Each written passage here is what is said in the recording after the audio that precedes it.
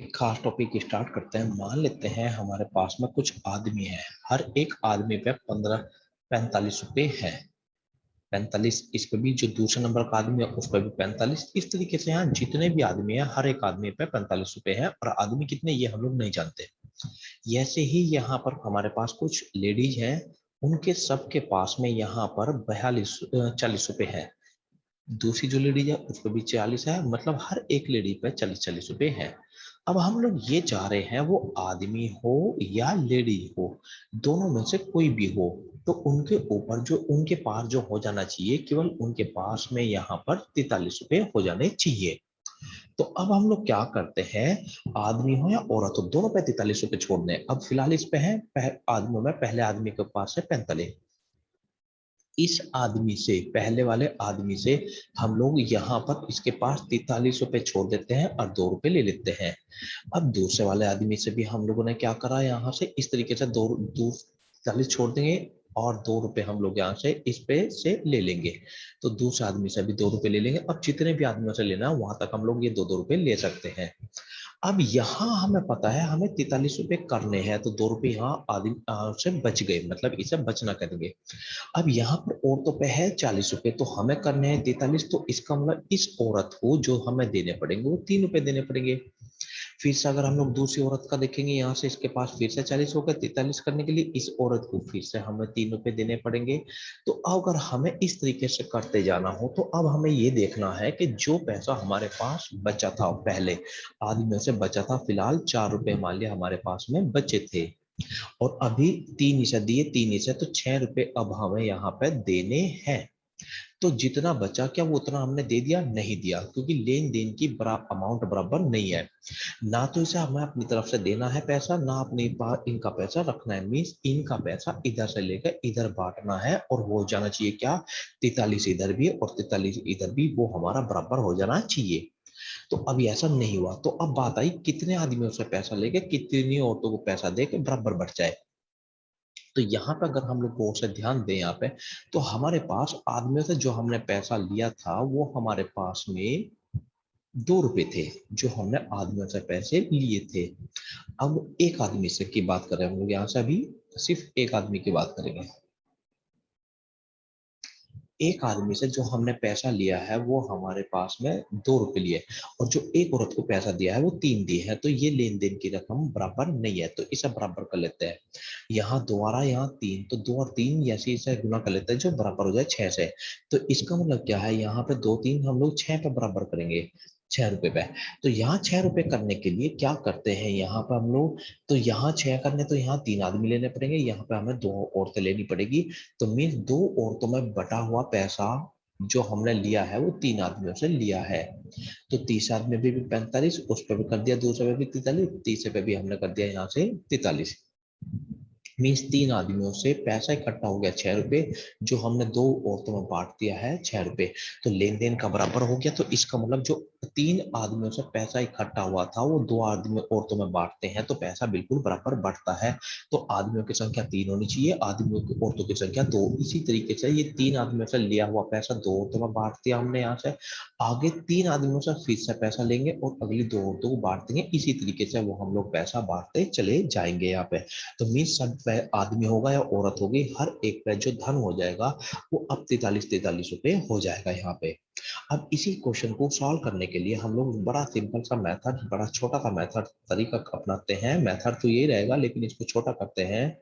आदमियों में से हर एक आदमी पे जो रुपए हैं वो है 45, औरतों में से हर एक औरत पे जो रुपए हैं वो है हमारा 40। अब हमें जो करने हैं सब पे वो 43 करने हैं, आदमी हो या औरत हो। तो हम आदमियों से देखेंगे कितना रुपया हमारे पास में बचा है। तो बचेगा कैसा, इन दोनों का अंतर देखेंगे यहाँ पे, 43 और 45 का अंतर, इसका मतलब 2 बचेगा, क्योंकि हमें यहाँ 43 करना है तो 2 बचे। तो आदमियों से बच गए 2 हमारे पास में। अब औरतों को कितना देना पड़ेगा, यहाँ है 40 हमारे पास और यह है 43, तो 40 और 43 का अंतर 3, मतलब औरतों को हमें 3 यहाँ 43 करने के लिए 3 देने पड़ेंगे। अब आदमियों की संख्या कितनी ले और औरतों की संख्या हम लोग कितनी ले यहाँ पर। तो यहाँ है 2 आ रहा है, यहाँ है 3। तो क्योंकि हमें क्या करना है, बराबर करना है धन, तो बराबर करने के लिए यहाँ पे 2 है और यहाँ पे 3 है, तो 3 की गुना इधर कर लेते हैं, 2 इधर है तो ऊपर है तो 2 की गुना नीचे कर लेते हैं, तो धन हो गया हमारे पास में बराबर। तो कहने का मतलब है जो रुपए ये थे हमारे रुपए, रुपए और रुपए, जो रुपए का अंतर था आदमियों और औरतों की संख्या क्या हो जाएगी उस अनुपात में उल्टी हो जाएगी। मीन्स 2:3 था या 2 और 3 थे, तो ये हो गया हमारे 3 और 2। क्यों हमें क्या करना है, गुना बराबर लानी थी।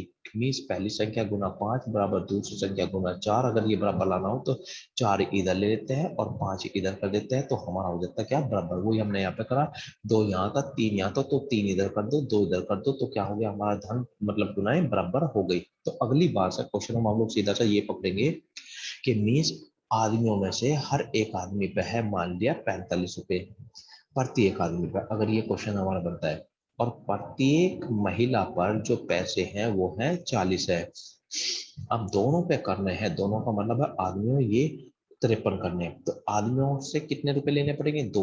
तो जो आदमियों से रुपए का अंतर आता है, आदमी की तरफ से रुपए का अंतर 2 का आया है, तो वो तो बन जाएगी औरतों की हमारी संख्या यहाँ पे। क्योंकि जो रुपए का अंतर है तो 2 और 3 जो आया था हमारा रुपए का अंतर, तो आदमी की और औरतों की संख्या क्या होगी इस अनुपात को उल्टा कर देने पर, मीन 3:2। तो ऐसे हमने क्या कर दिया, अंतर आया 2 तो उसको ले लिया औरत की तरफ, तो औरतों की संख्या आ गई हमारे पास 2। अब यहां से देखेंगे औरतों की तरफ से धन का अंतर है 3, तो यह बन जाएगी हमारी आदमियों की संख्या का बन जाएगी 3। तो अनुपात हो गया हमारे पास 3:2। एक फैक्ट्री में सभी पुरुष कर्मचारी का औसत, औसत का मतलब कुछ नहीं होता, औसत का मतलब है यहाँ पे प्रति एक को मिलते हैं 5,000। तो आदमियों में से प्रत्येक का जो वेतन है वो है हमारा 5,000, और जो महिला का औसत, औसत का मतलब यहाँ पे वही प्रत्येक महिला को मिलते हैं, वो मिलते हैं 35 रुपए। तो आदमी भी बहुत सारे होंगे, महिलाएं भी बहुत सारी होंगी। सभी, सभी का मतलब आदमी औरत, 120 को छोड़ देंगे हम लोग, इसका यूज बाद में करेंगे। का सभी कर्मचारियों का औसत का मतलब है प्रत्येक को मिलते हैं 4,000। अब 4,000 आदमियों को देने हैं या औरतों को देने हैं, सभी को देने हैं दोनों को, तो मीन्स प्रत्येक को करने हैं, आदमी हो जिसमें चाहे यहाँ औरतें हो। अब हम लोग क्या करते हैं, आदमियों का अंतर यहां से देखते हैं, अंतर कितना, ये आ गया 1,000 का अंतर, यहाँ पर इधर से अंतर देखते हैं तो ये आ गया हमारे पास 500 का अंतर। ये अब ये ली गई या दी गई रकम बराबर नहीं है, तो अब हम लोग क्या करेंगे, यहाँ पर इनमें गुना कर लेंगे आदमी और औरतों की संख्या का, कितने आदमियों से पैसा लेके कितनी औरतों को दे। ऊपर 1,000 है नीचे है 500, तो यहाँ ले लेते एक, यहाँ ले लेते 2, तो मीन्स 1,000 की अमाउंट ऊपर बन गई और 1,000 के नीचे हो गई, मीन्स लेन देन हो गया बराबर हमारा। तो आदमियों की संख्या रखनी पड़ेगी 1 और औरतों की संख्या रखनी पड़ेगी 2। तो हमेशा ध्यान रखना है जो घटा के अंतर आएगा, तो अंतर जो आया है, पहला अंतर था हमारे पास 1,000 और दूसरा अंतर था हमारे पास में 500। तो जो इनका अनुपात बनता है, मीन्स काट सकते हैं हम लोग इसे 2:1 कह सकते हैं, तो आदमी औरतों की संख्या हमेशा उसका अपोजिट होगी।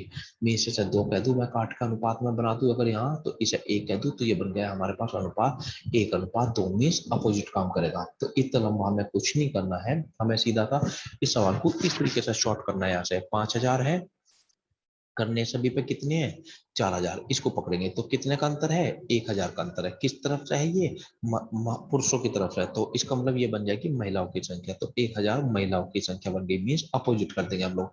तो हमेशा क्या करना है, ये जो भी रुपए का अंतर आएगा, तो यहाँ पे आदमी औरतों की संख्या उनका क्या बन जाएगी, अपोजिट बन जाएगी। तो यहाँ था 2 और यहाँ था 1, तो हमारा आदमी और औरतों की संख्या का जो अनुपात बन जाएगा वो बन जाएगा 1:2, मीन्स इस अनुपात का हमेशा अपोजिट हमें लेना है। अब यहां से अगर हम लोग बात करें, ये है 3500, अब ये बनाने हैं 4,000, तो अंतर आ रहा है हमारा 500 का, तो ये बन जाएगी यहाँ पे 500 आदमियों की संख्या हमारी बन जाएगी यहाँ पे। तो मीन्स पुरुषों की संख्या 500 हो गई और आदमियों की, महिलाओं की संख्या हमारी हो गई 1,000। अगर हम लोग इसका अनुपात बनाएंगे तो अनुपात आ गया हमारे पास में 1:2 आ गया है, कि सभी लड़कियों में से प्रत्येक, औसत का मतलब है यहाँ पे प्रत्येक पर 45 है, के पास 45 है, वो रुपए हो, अंक हो, प्राप्तांक हो, कुछ भी हो, तो प्राप्तांक का कोई लेना देना नहीं है। लड़कियों में से हर एक पे 45 है, लड़कों में से हर एक पे यहाँ पे 53 है, और सभी पे करने हैं हमें कितना 49। तो हम लोग क्या करेंगे, इसका यहाँ अंत देखेंगे, किसका, लड़कों का, और जितने उस पे करने हैं, तो अंतर आ गया हमारे पास में 4। और लड़कियों की तरफ से देखते हैं तो अंतर आ गया, सॉरी 45, और ये हमारे पास ठीक है, ये 4 आ गया हमारे पास में। और 53 49 करते हैं तो ये भी हमारे पास क्या आ गया, 4। इसको थोड़ा बदल लेते हैं क्योंकि दोनों तरफ से अंतर बराबर आ रहा है, तो हम लोग इस संख्या को ले लेते हैं, यहाँ से 51 कर लेते हैं। तो यहाँ पे अंतर आ गया हमारे पास में 6 का, और यहाँ पे अंतर आ गया हमारे पास में 2 का। तो सिंपल सी बात है, जो आदमियों की तरफ लड़कियों की तरफ से अंतर आ रहा है तो वो तो बन जाएगी यहाँ पे लड़कों की संख्या, और जो लड़कों की तरफ से अंतर बन रहा है वो बन जाएगी हमारी लड़कियों की संख्या, मीन्स 1:3 आंसर। तो कहने का मतलब है यहाँ जो संख्या आ रही है उनका जो अंतर है यहाँ पर, उसको क्या कर देंगे, हमेशा हम लोग अपोजिट लेंगे। मीन्स कहने का मतलब इतनी सी बात से है कि यहाँ पर अगर हम लोग बात करें आदमियों की संख्या, मतलब लड़कों की संख्या, बॉयज की बात करें हम लोग यहाँ से, और यहाँ से हम लोग गर्ल्स की बात करें, इसलिए ये टॉपिक बहुत खास है, इस पे बहुत तरह के क्वेश्चंस हमारे तैयार होते हैं। अब लड़कों पे जो सब पे पैसे है वो है हमारे पास में, लड़कों की तरफ से देखते हैं तो 53 रुपए है। लड़कियों की तरफ से देखते हैं तो सब पे हमारे पास में यहाँ फिलहाल है 45 रुपए, कह दो प्राप्तांक कह दो अंक कह दो, कोई फर्क नहीं पड़ता उस बात से। लड़कियों के आए हैं 45 45, लड़कों का आए हैं 53 53, और सभी पर करना है हमें यहाँ पर, वो करने हैं 51। तो हम यहाँ से देखेंगे अंतर इधर कितने का, कब कब 53 है, 51 करने हैं तो 2 का अंतर आ गया, इधर से अंतर आ गया हमारे पास में 6 का। तो मीन्स जो अनुपात का अंतर इनमें बन रहा है, तो इनमें जो अनुपात का अंतर बन रहा है वो 1:3 बन रहा है। तो आदमियों की संख्या, लड़कों की संख्या कितनी है, लड़कियों की संख्या कितनी, तो हमें इस लेन देन को बराबर करना हो तो अपोजिट कर देते हैं हम लोग यहाँ से। तो 3 इधर कर दो, अनुपात को 1 इधर कर दो, तो 3 दूनी 6 यहाँ हो गया, 6 यहाँ हो गया, बराबर हो गया। तो ये लड़कों की संख्या बन गई। अब लड़कों की जो संख्या है वो आ गई 3, और जो लड़कियों की संख्या है, गर्ल्स की संख्या, वो आ गई 1। तो कहने का मतलब है जो धन में अंतर होगा, अनुपात बनेगा, धनों के अंतर से जो अनुपात बनेगा, लड़के लड़कियों की संख्या हमेशा उसको वो क्या बन जाएगी, उसी अनुपात को अपोजिट करने पर हमारी बन जाएगी। जैसे सिंपल सी भाषा में आओ, लाल गेंद का मूल्य है 40, सफेद गेंद का मूल्य है हमारे पास में यहाँ 30, और दोनों गेंदों का मूल्य करना है 36। तो इसको घटाएंगे, कितने का अंतर है, 4। तो ये किसके तरफ से आया, लाल गेंद की तरफ से, तो 4 बन जाएगी अब हमारे सफेद गेंदों की संख्या। तो मिस उल्टा कर दो उसे।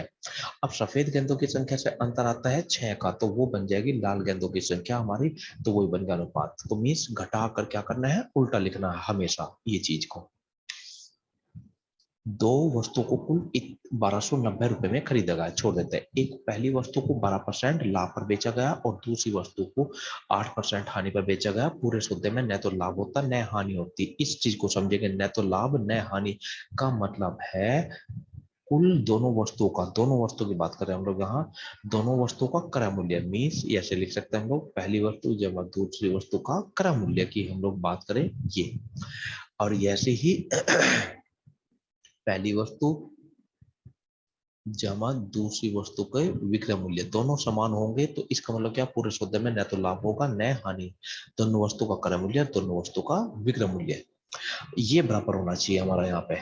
तो दूसरा एक तो मतलब हमें ये समझ में आ गया, इस न तो पूरे सौदे में लाभ हो न हानि, तो पहला मतलब तो होता है ये।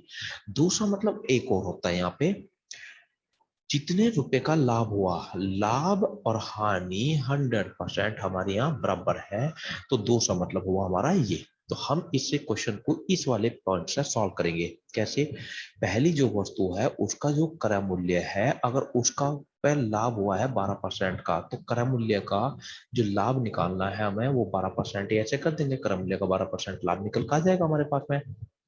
जो दूसरी वस्तु है उसके क्रय मूल्य का अगर हमें यहाँ पे हानि निकालनी है 8%, तो 8% ऐसे कर देंगे। अब हमें पता पहले वस्तु के क्रय मूल्य का और दूसरी वस्तु के हमारे क्रय मूल्य का जो 8% लाभ, पहले वस्तु का 12% लाभ आता है, दूसरी वस्तु पे जो 8% हानि आती है 100% वो बराबर होनी चाहिए, क्योंकि पूरे सौदे में न तो लाभ हुआ न हानि हुई। तो अब यहाँ पहली वस्तु का क्रय मूल्य दूसरी वस्तु का क्रय मूल्य का अनुपात मान लेते हैं, इधर है 12 इधर है 8, तो इधर ले लेते हैं 3 इधर ले लेते हैं 2, तो 12 दूनी 24 8 के 24 बराबर आ गया।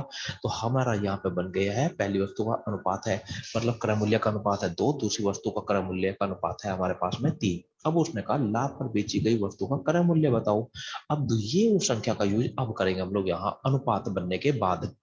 अब हमारी दोनों वस्तुओं का क्रय मूल्य है 5, बनाना है 1290, भाग कर देंगे कितने गुना, कट के जितना भी आता है हमारा। लाभ पर बेची गई वस्तु का क्रय मूल्य, तो लाभ पर बेची गई वस्तु का क्रय मूल्य हमारे पास में है 2, तो गुना 2 करेंगे, सॉल्व हो जाएगा अब हमारा आंसर यहाँ से। दो वस्तु में से पहली वस्तु को 30% हम लोग लाभ पर बेचते हैं और दूसरी वस्तु को 20% की हानि, 20% के लाभ पर बेचते हैं। पूरे सौदे पे हमारा 24% का लाभ होता है। तो दोनों वस्तुओं का क्रय मूल्य का अनुपात कितना। तो अब हम लोग यहाँ सब समझते हैं, ये पहली वस्तु, ये हमारी दूसरी वस्तु, और ये पूरे सौदे का मतलब है दोनों वस्तु, मतलब रेट बराबर करने। पहली वस्तु का रेट है 30।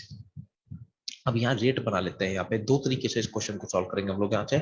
अगर विक्रय मूल्य बनाना हो तो लाभ 130 है तो 130 कर देंगे। अगर दूसरी वस्तु का विक्रय मूल्य बनाना हमें, तो यहाँ पे बन जाएगा हमारे पास 120, और पूरे सौदे पर 24% का लाभ, तो यहाँ रेट बन जाएगा हमारे पास में 124। तो ये बन गया हमारा विक्रय मूल्य, ये भी बन गया हमारा विक्रय मूल्य, और ये भी बन गया हमारा विक्रय मूल्य। तो पहला तरीका है विक्रय मूल्य से क्वेश्चन को सॉल्व करने का, कि पहली वस्तु का रेट 30 है, करने हैं हमें 124, तो कितने का अंतर है, 6 का। तरीका वही रखना है अपना यहाँ पे, कि पहला रेट कितना है, करना कितना है। तो 130 की जगह 124 करना, तो 6 का अंतर लाना। अब ये 6 की किसका अनुपात बन जाएगा हमारा, दूसरे वाले का, क्योंकि पहली वाली तरफ से आया है अंतर। अब जो दूसरी तरफ से जो अंतर आएगा वो आया है हमारा 4 का, तो वो पहली वाली के रेट बन जाएगी वो 4, तो अनुपात आंसर आ गया हमारा 4:6 में 2:3। अब ये हम लोग विक्रय मूल्य बना के कर ले, या लाभ और लाभ पे कर लेते हैं। यहाँ से 30% लाभ है, लाभ करना है 24%, तो कितने का अंतर, 6 का, तो 6 का अंतर आया है हमारा। तो ये जो पहली तरफ से आया वो दूसरे का अनुपात बन जाएगा, और जो दूसरी की तरफ से हमारा 4 का आ रहा है अंतर यहाँ पे लाभ में, वो 4 का इससे बन जाएगा।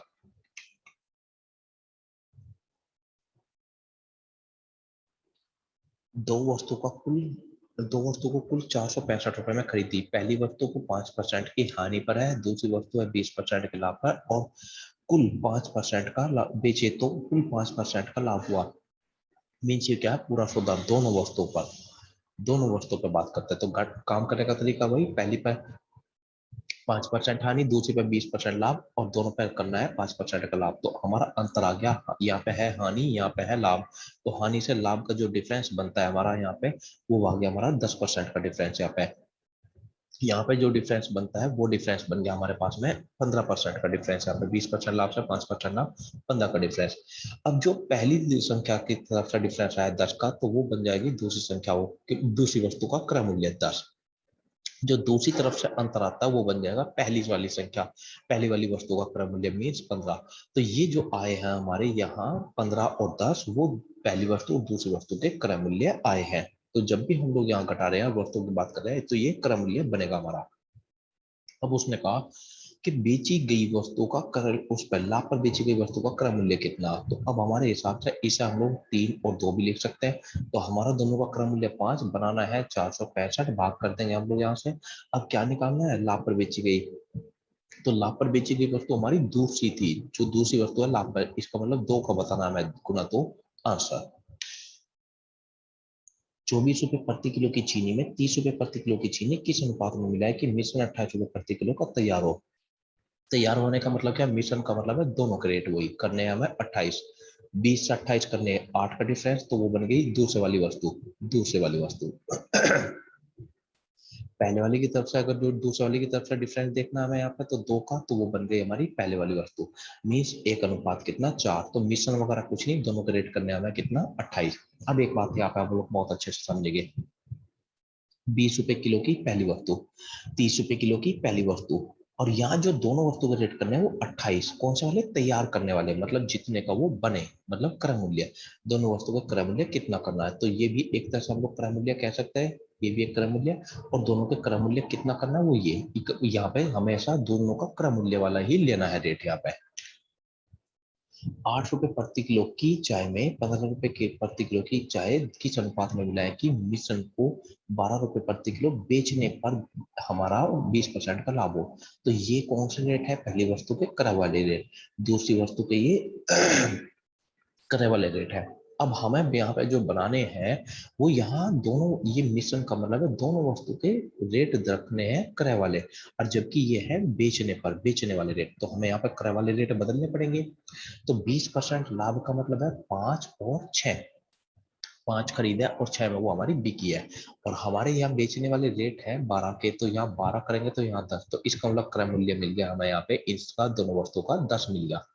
अब घटाने का तरीका वही, पहली वस्तु का डिफरेंस देखेंगे तो 2 का, तो ये बन जाएगा दूसरा अनुपात, मतलब दूसरी वस्तु का क्रय मूल्य। पहली बार दूसरी वाली वस्तु से देखेंगे 5 का डिफरेंस, तो वो बन जाएगा पहली वस्तु का क्रय मूल्य, तो ये पहली वस्तु और ये दूसरी वस्तु के ये बन गए हमारे पास क्रय मूल्य। 40 रुपए प्रति किलो के 120 किलो चावल में 50 रुपए प्रति किलो का कितना चावल मिला है कि मिशन को 52.8 रुपए बेचने पर 20% का लाभ हो। तो हमें चाहिए यहाँ पे ये कौन से वाले रेट है, पहली वस्तु के क्रय, दूसरी वस्तु के भी कौन से रेट है क्रय। अब यहाँ पे जो मिशन का मतलब है दोनों के रेट करने हैं वो क्रय वाले तो बनाने हैं, हमें यहाँ पे क्रय वाले चाहिए। अब यहाँ पे है कौन से वाले रेट, ये बेचने वाले, तो बदल लेते हैं इसको, तो 5 अनुपात 6 कर सकते हैं, 20% लाभ का मतलब 6 की जगह हमें करने हैं 52.8, तो भाग कर देते हैं 6 से, और पर क्रय मूल्य वाले चाहिए तो गुना कर देते हैं 5, तो ये आ गया हमारे पास, कट करने के बाद यहाँ पे 44 आ गया हमारे पास। अब 44 वाले रेट हमारे बन गए, यहाँ पे दोनों वस्तु का क्रय मूल्य करना है हमें 44, तो ये खत्म, 44 बन गए। अब 40 से 44 करना है हमें, तो 4 का डिफरेंस, तो दूसरी वस्तु आ गई हमारे पास में, ये 4 आ गई। दूसरी वस्तु से डिफरेंस देखेंगे तो यहाँ पे है हमारा 6 का, तो पहली वस्तु आ गई हमारी यहाँ 6, मीन्स इसे क्रय मूल्य कह देते हैं हम लोग यहाँ, तो यह कुछ भी कह सकते हैं।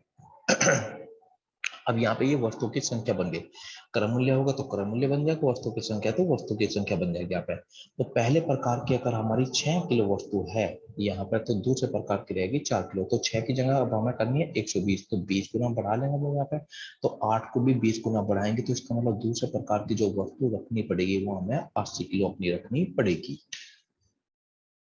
35 रुपए प्रति किलो की 30 किलो चावल में 45 रुपए प्रति किलो का 20 किलो चावल मिला देने पर मिश्रण को किस भाव से बेचेगी 10% का लाभ हो। तो इसको जरा सीधा सीधा सा कर लेते हैं यहाँ से। 35 में अगर हम लोग 30 की गुना करेंगे तो 1050 का खर्चा हमारा इस पर आ गया, और यहाँ से 900 रुपए का खर्चा यहाँ पे आ गया, तो टोटल हमारा खर्चा हो गया है 1950 रुपए का हमारा खर्च बैठ गया यहाँ से। अब हमें जो करना है यहाँ से, उसने कहा किस भाव से बेचेगी, हमारा 10% का लाभ हो, तो सीधा सा यहाँ से जो 30 किलो ये है 20 किलो ये है, तो 50 किलो तैयार हुआ, तो 1 किलो कितने का, तो 50 से भाग करते 1 किलो की हमारी कीमत यहाँ से आ जाती है। तो 1 किलो की कीमत आ गई 5 या 15 45, तो 39 रुपए प्रति किलो, प्रति किलो की कीमत का खर्चे पे तैयार हुआ। मीन्स ये दोनों वस्तु का क्या बनेगा, या मिश्रण कह दो चाहे, दोनों वस्तु का हमारा तैयार होगा, मीन्स इतने का खर्चा इसका पड़ेगा, मतलब दोनों वस्तुओं का क्रय मूल्य बन गया इतना। 10% लाभ का चाहिए हमें, तो इसका 10% हो जाएगा 3.9, तो इतने के लाभ को बेचना है, तो हमारे पास हो गया 42.9 रुपए प्रति किलो वस्तु को बेचनी पड़ेगी, क्योंकि इतने का प्रति किलो का हमें लाभ चाहिए 10% का, तो 1 किलो इतने का, तो इतने का 10% लाभ इतना, तो 42.9 पे हमें इसे वस्तु को प्रति किलो को बेचना पड़ेगा।